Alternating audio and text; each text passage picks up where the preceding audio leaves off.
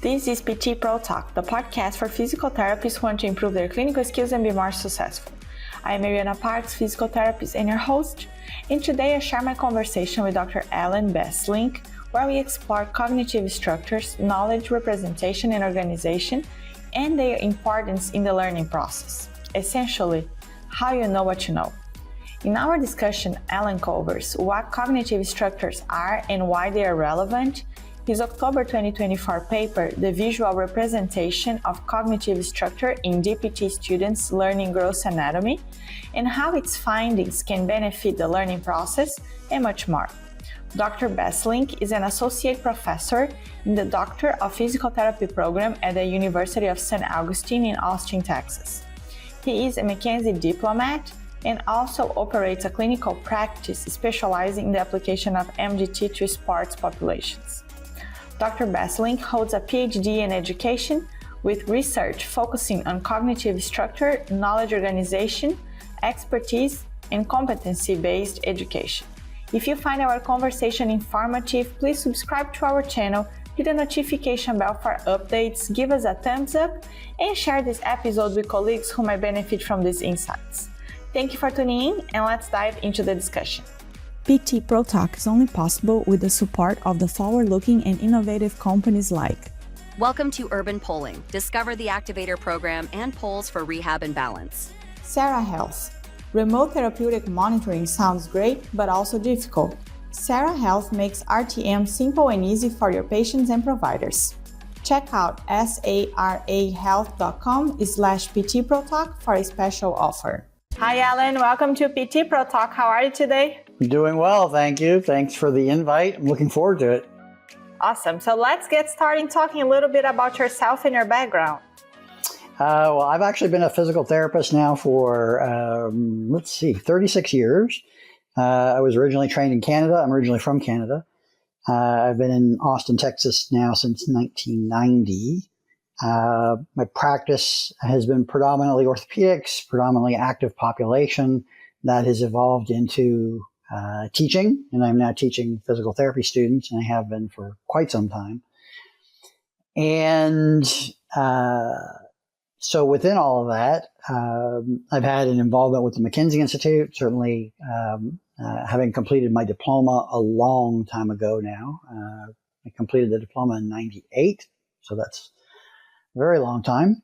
And I think I'm one of, 500 in the world that have completed the diploma program. So that gives you the lens through which I see the world, I guess is probably the best way to put it. Awesome. Before we continue our conversation, I wanted to take a quick moment to present you to our sponsor, NeckCare. Traditional neck assessment methods often fall short of providing a full picture, overlooking movement control and sensory motor integration. That's why a physical therapist developed the NeckCare system to provide reliable assessments of sensory motor integration, proprioception, and range of motion. With objective data and visual results, physical therapists can better understand neck impairments and design targeted treatment plans for optimal outcomes.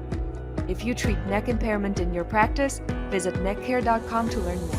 And now, let's get back to our conversation. Let's jump in our topic, the cognitive structures and the research that you've been doing on the topic.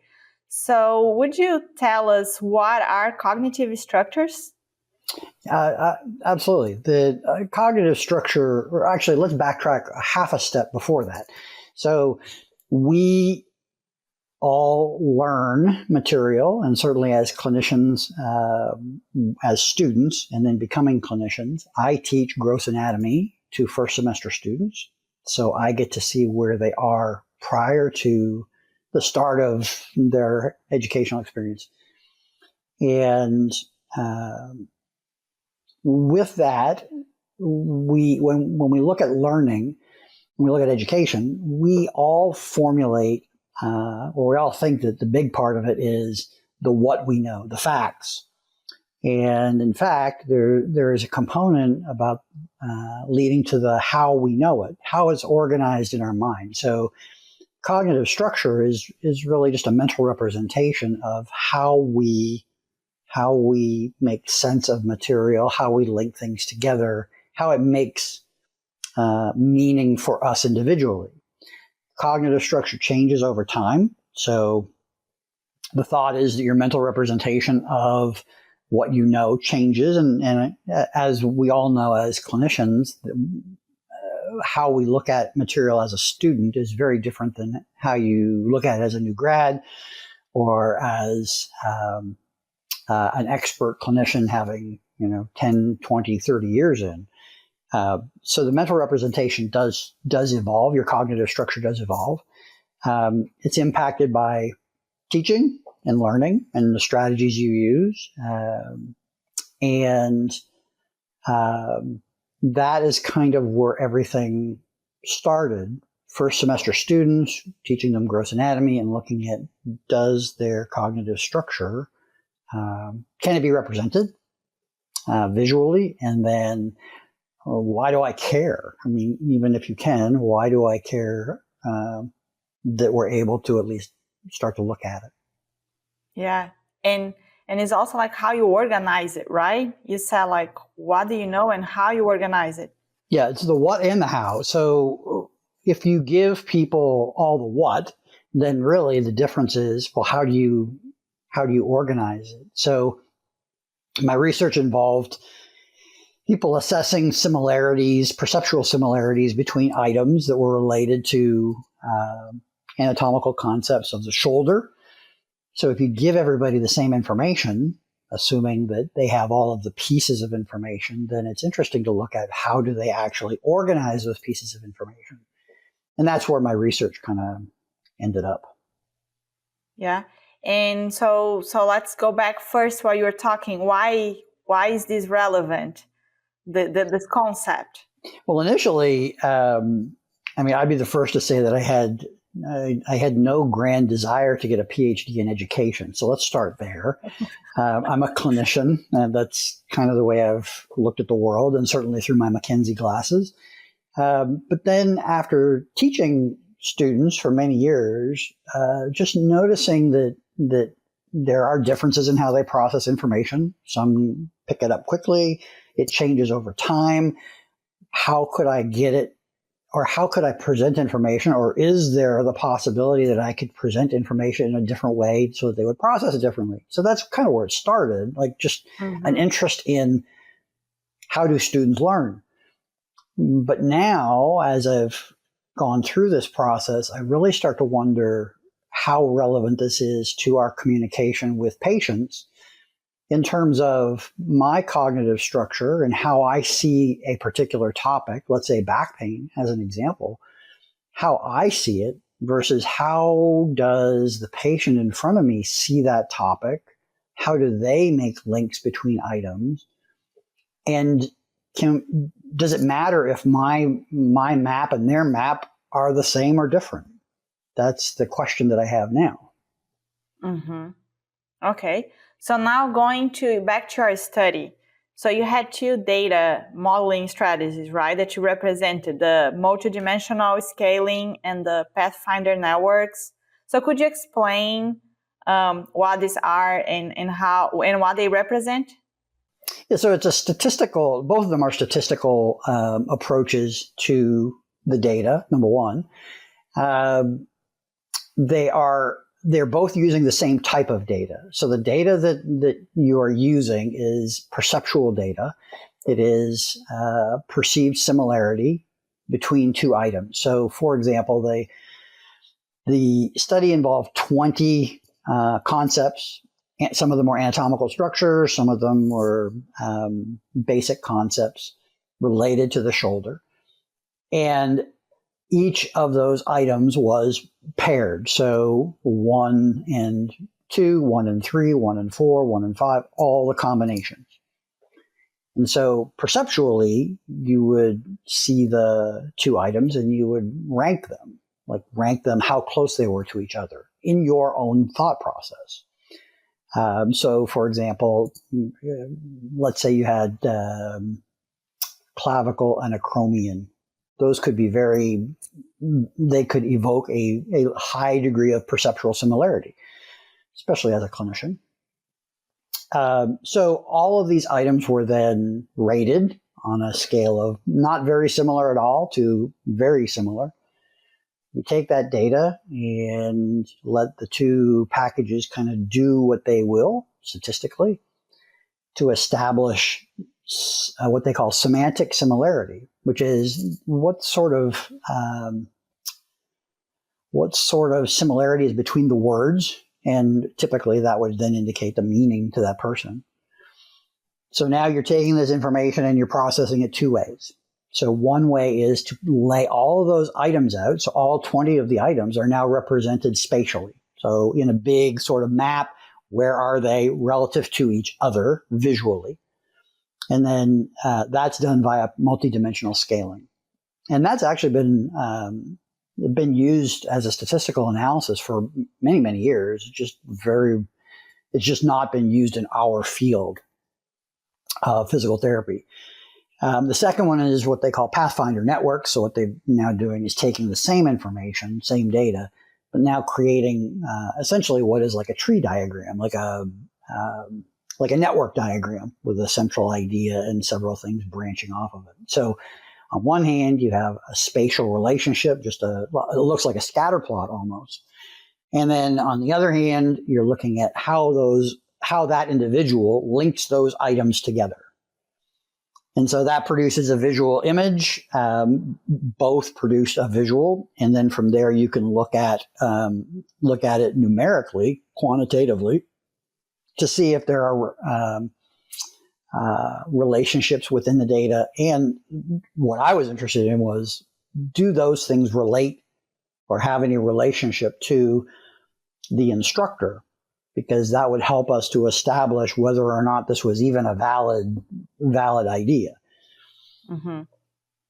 And statistically, it did show. That was the interesting thing, is at the end of the day, after all the visuals and all this fun stuff, statistically, it would predict. It predicted the student's grade. If they agreed with the instructor, it predicted their grade. So now I have a visual representation. I have a visual representation of the student and of the instructor. And when I compare them statistically, there's actually some interesting relationship between the two. Very cool. I think it's crazy how you can represent, especially the network, the one that you can see kind of the links, how you can represent that. Like the statistics is just crazy. Like how you see those dots connecting, and then you can see the difference between the students and the professor, how the links, they connect a lot more links than the students, right? Yeah, the instructors have a much more rich linking. They have more links. They have broader connections. Students tend to not have those connections. They just don't have the linking. The multidimensional scaling is a little bit more, I would say it's probably a little bit more nuanced in terms of where things are related spatially. I have not even broached the idea of, okay, so what does that mean? Does it mean anything? Mm-hmm. But the Pathfinder networks are very interesting because they're very clear in terms of how you link items and how that compares to another individual. The other interesting thing with that is that it depends upon the instructor. So PTs, there were two groups, and they were very small. They were small groups, which is a limitation of the research. I just didn't have the numbers.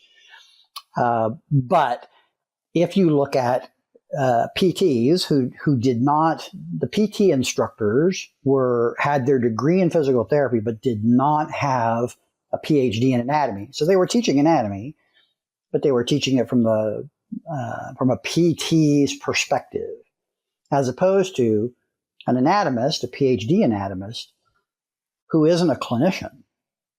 And interestingly enough, even though they're both teaching anatomy, their diagrams, their networks do not look the same. They're very similar, but they're not the same. And what is the difference between them? Just how they link things. I think that the anatomist linked things even more extensively as compared to the PT. But then the question is, does that matter? Because ultimately, you need to be teaching anatomy from the perspective of a physical therapist, because that's the relevance. But we've historically taught everybody the same. Like, well, you're in medical school or you're in PT school or you're OT. It's all kind of presented in a similar fashion, as opposed to, well, maybe there is a value to specifically teaching anatomy with somebody trained to teach anatomy from a PT perspective, because their mental representation is different. Mm-hmm. And when you said that the student, you could figure it out their grade, guess their grade, if they were closer to the instructor, like the mental representation, if they were closer, then they would have a better grade. Is that what you mean? Correct. It was a predictor. So I looked at all of the relationships between the statistical relationships between the student and the instructor. And then I also had their grade data from that particular unit. And it was interestingly a pretty strong predictor, which then leads the question of, well, could you assess that?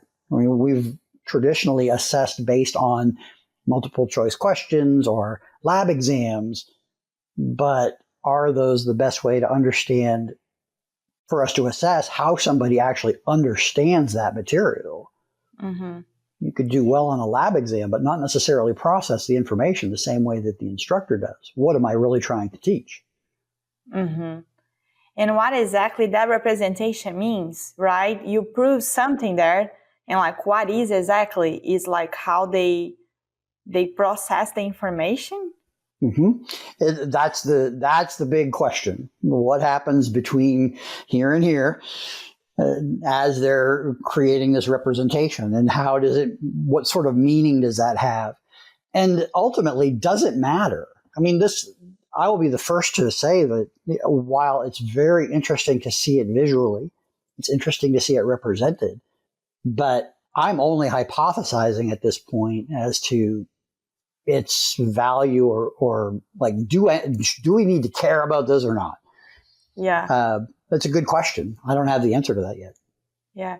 And I saw like the other poster that you sent me that I was reading through about the MDT, right? So how you can apply that to MDT, and what would be the relevance? So would you like to just talk a little bit about that? Sure. I think that one of if you take that information just in that small window, so now we're talking about first semester physical therapy students, a small group of instructors, a small group of experts. So now let's step back and say, well, okay, so what other things, or what other types of certifications or things could that be of assistance in? And that's where my McKenzie training came in. And I started to think, well, maybe there is a way for us to better understand how somebody in Part A knows the material from a diplomat or from a faculty member. And could you take a subset of items that are a part of the McKenzie understanding, so like derangement or dysfunction or those sorts of words that have meaning within our algorithm, within our approach to care. Mm-hmm. And if you took a standardized set of items, would they be represented ever so slightly differently from Part A to B, B to C, C to D, D to credentialing? Again, I don't know that that's the case, but it would certainly be of interest to look at. It would probably be fairly straightforward to look at. And then could that actual representation help guide us in terms of, well, no, you get it. Like you can understand the material, but not the way Robin McKenzie might have understood it, as an example. Unfortunately, we'll never know what his mental representation was, but we have faculty that are there to serve that role. Mm-hmm. So could it be used as an assessment tool? I guess possibly. Mm-hmm. And like, how would that guide? Do you feel like, okay, now we have this representation, it would just to help us assess? Or like, would you change something on the learning process because you have that information? Like, how would you take advantage of that? Good question. Very good question. Again, a lot of hypotheticals, definitely. Yeah. I think that one of the things that I come back to regularly is that how we present the material and how somebody makes meaning of it are both a part of the process. So it's not just on me as the instructor. And there's a certain amount of struggle, which we've all experienced. Being the student, trying to struggle with the material, make meaning of it. What does that mean to me, given that you're trying to help guide me? So instructionally, it would be interesting to see if those things change over time. Does your picture change? I'm going to suspect that it does. But as we see in our culture, sometimes things that we believe are the way they are stay that way, whether you're given evidence or not. Mm-hmm.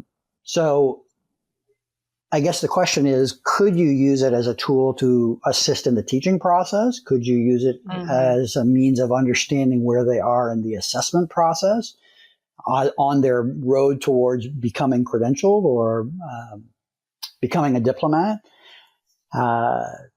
I would like to just have a large volume of people to just assess and see. Mm-hmm. Do you think you could test like how efficient your approach to teaching is? So like, for example, as MDT clinicians, do we learn more with the, listening to people talking? Do we learn better with people like screening patients in front of us? Like could potentially be used to test if the educational system is efficient?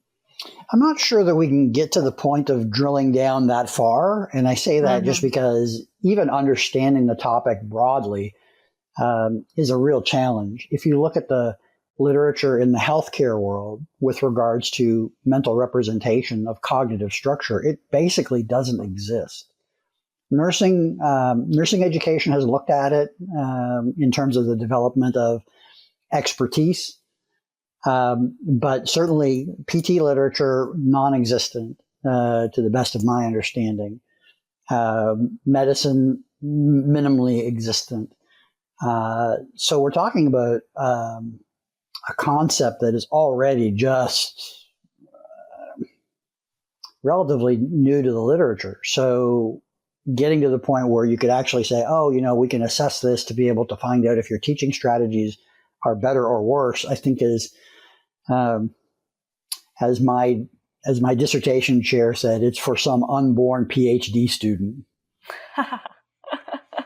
Yeah, I would be curious to see that representation from like very advanced McKenzie instructors, for example, to beginners, to see like how the connections are different or like how they link things differently. Well, if the McKenzie Institute is listening, you're going to hear from me at some point. Because that is a study waiting to happen. Definitely, certainly in my eyes. Yes, that would be super interesting. Then you have a lot more people that you can. Your sample would be a lot bigger. Much bigger. Just kind of like start analyzing and seeing what you can get out of that and how different representations are. Mm-hmm. And then does it matter? Does it get you to the end point any faster or any more efficiently or any more effectively than anything else does? That's the big jump, is that sure, if we could represent it, does it really matter? I would like to believe, yes, there's something in there that could, but we don't really know. You could check those same students. I don't know how long ago that happened, but to see if their representation was different after a few years or after finishing PT school. Mm-hmm. Yeah, it's definitely a longitudinal study waiting to happen. Like start at day one and then get them to graduation, see if it changes over the course of time. There are a lot of part of it is the representation. Part of it, does it change over time? And then, as you said, do things have an impact on it more so than other things? Good question. Mm-hmm. Would that predict who would be a better clinician? And then there's lots of information. There's a lot of good literature in terms of what happens as you develop expertise. You tend to chunk your material in a different fashion. You take what may be a very broad, expansive network of ideas, and you start to clump them together. Like, instead of having 5 separate items, 2 or 3 of them tie together. And if they do, then it's only one piece of information. So, yeah, does the representation change? And expertise, there's lots of good information that would start to align you with, yes, something's changing, because there is a lot of good literature on the development of expertise. The typical X number of years, X number of hours of dedicated practice. Something's happening. So exactly what does that look like? And do you assess that just by looking at the list of priorities, or how they connect those items that you mentioned? They would just rate them based on similarity, perceptually.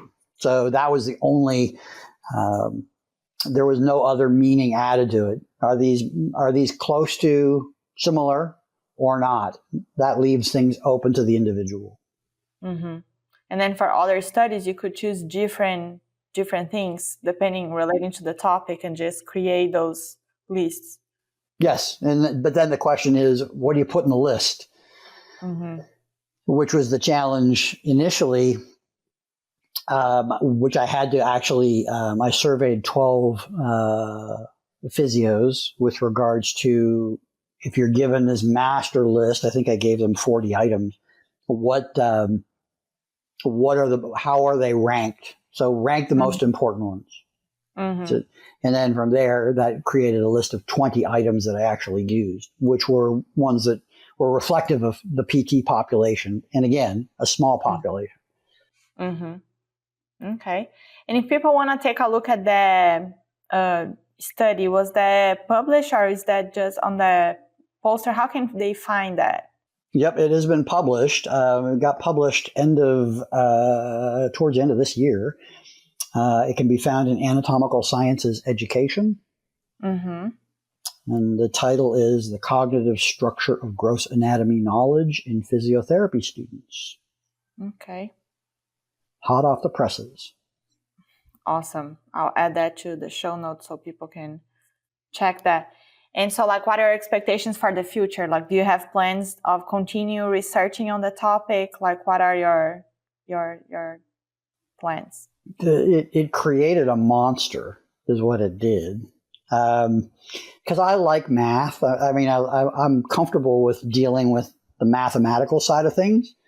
I like understanding more about the why, especially when I see this in my students on a daily basis, struggling to represent material and to do so visually and how they do so. So yes, it's definitely going to evolve. I'd like to initially sort of just get more people, get a bigger sample, look at it in a broader perspective, probably with the experts first. Just what does cognitive structure look like for a group of physical therapists that have all had X number of years experience, and are they similar? Because if they are, then that should tell us something about working backwards from that. If that's what the experts like, and they all look the same or similar, and they're all processing their information and tying it together in a similar fashion, then now we have a gold standard. So it's created a lot of things related to the student learning to become a PT. It has generated ideas with regards to, what do experts look like? And then the other side of it, which I think is ultimately where I will take it, is does my cognitive structure in the clinic and my ability to relate it to yours, is that a predictor of outcome? Because we all know the value of therapeutic alliance, and we all understand how being able to have rapport and a conversation are hugely important, but are elements of that related to your cognitive structure as well. I'm thinking that perhaps that might be another piece to consider. And if that's the case, then could you understand a bit more about how they represent the topic when they come in as a new patient? Does it give us another tool? Mm-hmm. How are you going to take students there? Now you have the expert standard, gold standard. How are you going to take your students there? That's another thing. You have this representation. And now for a new unboard PhD student, somewhere along the line, somebody will decide they want to do something with that. It probably won't be me.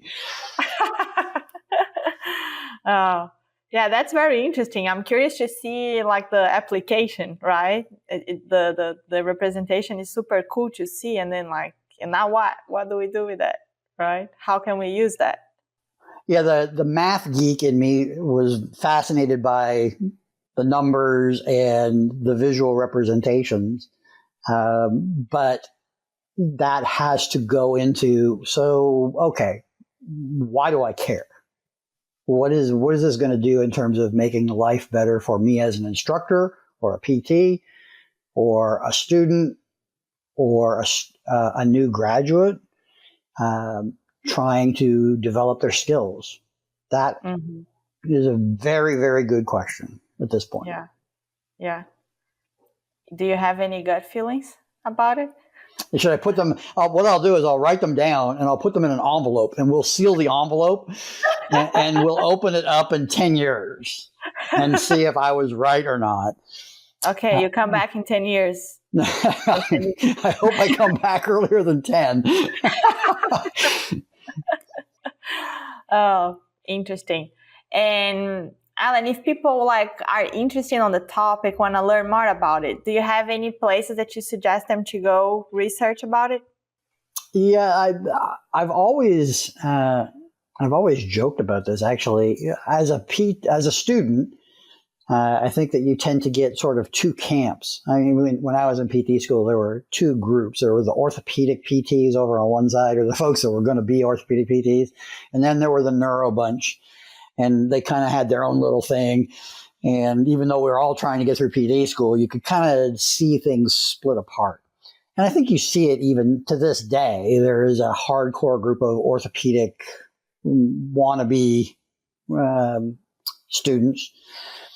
And there's the other. And I think that it's the neuro stuff. It's the cognitive neuroscience part that I'm now seeing probably in the last 15, 20 years of my career, that they had it right.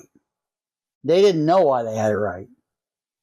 They just wanted to treat neuro patients. But to me, as an orthopedic physical therapist, looking at this retrospectively, anything related to the cognitive neuroscience is valuable. Cognitive learning theory, valuable.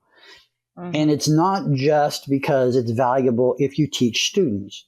It is valuable because you are teaching patients and you are spending your life doing that. So understanding how do you get there, or how does the other person get there when you're on an adventure with them? You're walking beside them trying to solve a problem. Well, you better have a way of being able to teach them. Yeah. And so this is for me where things have gone cyclical. I mean, I'm a PT by nature. That's how I was trained. Then I've taught students, and that's what I've learned. And now the two come together, and I can use those tools that I've learned from cognitive learning theory and cognitive neuroscience, and you can take them and you can actually leverage those things to make your environment potentially more valuable for the end user, for the patient. So anything related to cognitive learning theory is I think, hugely valuable. Yeah. You have a lot of different applications for that, and most importantly, being effective and efficient on your approach with the patient. That would be... And the whole thing that we have in the clinic, the whole issue is, I mean, as a McKenzie therapist, certainly, like I got to be able to get information and I got to be able to educate. That is I spend 90% of my time either talking or listening or educating, but maybe even more than that. So how the other person learns, the other person in the room, how they learn is kind of an important thing. We just don't think of it that way. We don't break it down into bite-sized pieces. We talk about therapeutic alliance, but part of that is I got to understand how to teach you. And I got to understand how you learn. And I'm not even sure that I, as somebody that's interested in that, even taps into that fully. Because it requires you to really step outside of the box of the way you think about things, and think about how that person is experiencing this and how are they learning or not based on how you're doing things.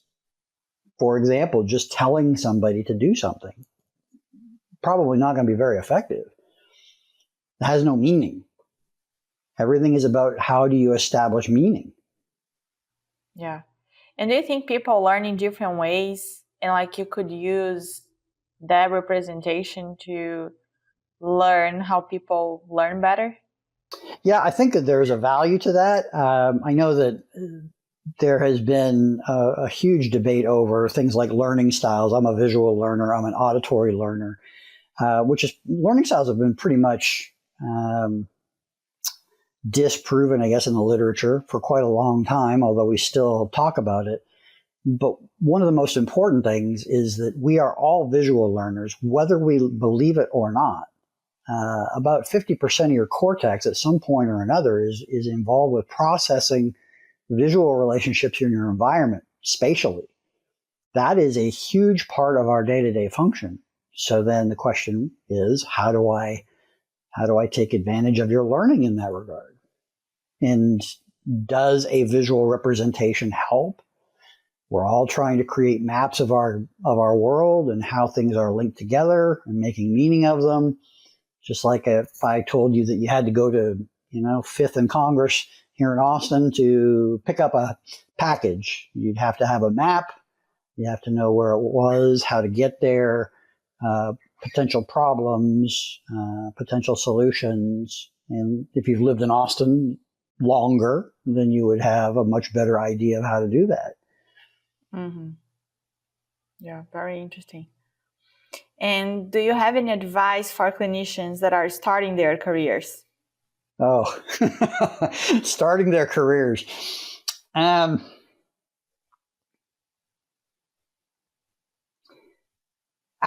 a lot of questions, I think, is probably the big thing. Ask a lot of questions. I have oftentimes gotten into trouble for asking why. I ask why all the time. My parents probably hated it. I'm sure they did, because it's my nature. My nature is I want to understand where things link. Why does that happen? What causes that to occur? Walk me through it so that I can understand it how you understand it. I think that as a student, a new graduate, it's of value to ask those questions.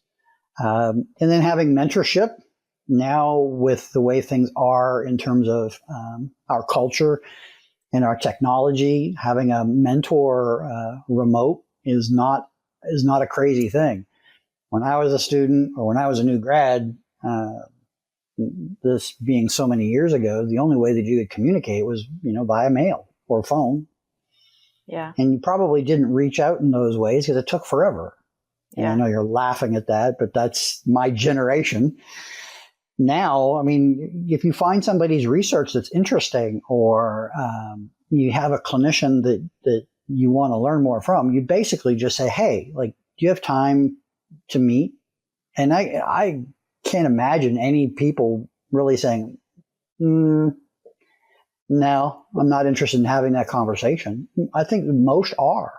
And I tell all my students, reach out to people. Just because they are perhaps a name in the PT world or a name in the cognitive neuroscience world or that sort of thing, reach out to them, because people want to talk about the things they're fired up about. Yeah. Yeah. It's interesting. Like, that's what I find too on the podcast. When I reach out to people, most people are passionate about physical therapy or their specific area of expertise. People enjoy talking and discussing about it, about those topics, and they learn from others, and they're happy to continue pass the information on and continue sharing the information. Yeah, So I now think it's that, very easy to just schedule a time to meet with somebody and say, it yeah, could be on the other side of the world. Hey, I'm interested in your research, or I'm interested in what you're doing clinically. I'd like to learn more. The times have changed a lot in that regard. And I don't think that people are as territorial about what they know and not wanting to share that. I think that people are very apt to share that. I know that I always have been. I've had graduates that have, come back and years later said, "Oh, you mentioned something that I'd kind of like to go back over," which always amazes me that they were actually paying attention. Yeah, and it's so much easier to find information. So even if you want to hide information, it's a lot harder with the internet and everything. So not even if you want. Allan, any other thing that you want to mention before we wrap up? Any other considerations? No, I think that probably the biggest thing for me is to just think about how people think. The patient in front of you, a student in front of you, doesn't really, it doesn't matter. I think that having an understanding of that is very helpful. I know that as an instructor, teaching PT students, it's made a big difference just in terms of understanding. I think probably the biggest thing is just understanding the fact that they are going to struggle with certain things because of how they organize certain things. And so a certain amount of that teaching process is you got to let people go on their own adventure. You may be able to tell them what it's going to look like. They may not listen. Patients are the same. They're going to do what they're going to do sometimes, whether you gave them advice or not. But then the question is, how do you get that to convert into something positive, to make it a positive experience? So I think that just simply understanding that the thought process, the cognitive process, how somebody thinks about something is hugely valuable. Knowing that there's a lot of literature out there for that, you can wade into lots of really cool stuff about brain and learning. There are a lot of books that have come out in a not so distant past. The one that comes to the top of my head is Make It Stick. It's a great reference. I can't think of the author offhand. But written for the general public, but very, very relevant to patient care. When you sit and read it and then step back and see what you do as a clinician or don't do. So I think that the understanding that cognitive process is there and it's important, I think is a big piece of us moving forward and taking our profession to something I would envision as being radically different, honestly. Very interesting. I'll be curious to see in a few years how that progresses. 10 from today? Okay. 2034. Okay, it's scheduled. It's scheduled. Good. Oh, Allan, thank you so much for taking the time. I'm happy to finally have you here. So I appreciate your time and coming here to share this information with us. I appreciate it. Thanks for having me. Before I let you go, any way that people can reach out to you or find you? Yeah, they can reach me through email, which I'm sure that you could post there. Okay. In the post or in the information. The show notes. Show notes. That's the phrase I was looking for. You can always reach out to me via email. That's probably the easiest way to do so, and I'd be more than happy to assist in any way that I can, either as a McKenzie clinician or somebody that's trying to spend time teaching and learning. Awesome. Thank you so much, Allan. You have a great rest of your day. Thank you, you too. That's all for today's episode of PT Pro Talk. We hope you enjoyed this discussion. Be sure to follow us wherever you listen to podcasts so you'll be notified when we release future episodes. You can also join our email list at ptprotalk.com to receive updates and access new episodes. If you have ever gotten value from the show, please take a moment to leave us a 5-star review. It always makes my day and it really helps us out. If you have any guests or topics you'd like to see on the show, let us know by answering a quick survey. You can find the link in the show notes, along with more information about our guests, resources, website, and social media. Thanks again for listening, and until next time.